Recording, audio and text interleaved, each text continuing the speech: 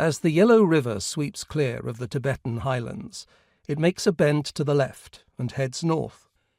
It is not a pretty river at this point.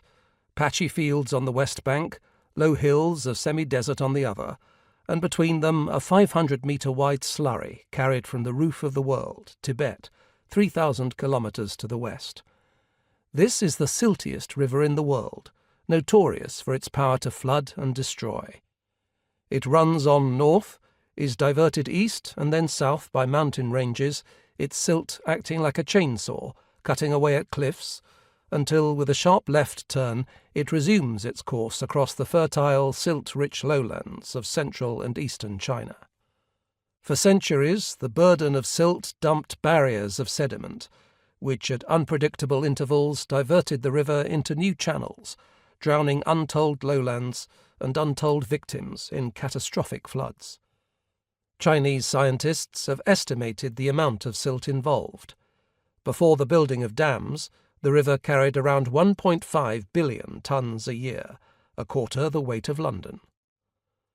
The first time I stood by its muddy side, I saw a chance to learn about its silt firsthand by total immersion. It was high summer, the current sluggish. There was a bridge a kilometre upstream, and a collection of 108 Buddhist stupas marked a gentle rise back from the bank, but no one was around. The nearest city, Yinchuan, was far off. My companion, a Mongolian teacher and old friend named Jorikt, was appalled by my idea. "Do not do this thing," he said as I stripped off. Mongolians live in landlocked regions. They are often nervous of water. "Oh, come on, Jorikt," I said. "It's shallow. I can swim. What could go wrong?" I waded in through mud until the water swirled round my waist.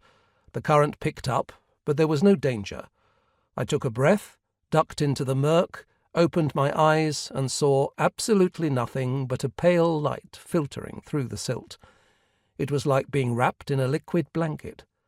I stood, ankle-deep in mud, dripping silt, and gave Jorikt a wave to show him that to duck beneath the opaque waters of a notoriously destructive river was no big deal.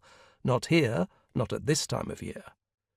"You're crazy," he said as I waded ashore. "What would I do if you drowned?" I shrugged off his worry. I had what I wanted, a baptism at the point where the Yellow River starts on its rectangular sweep around this section of our subject.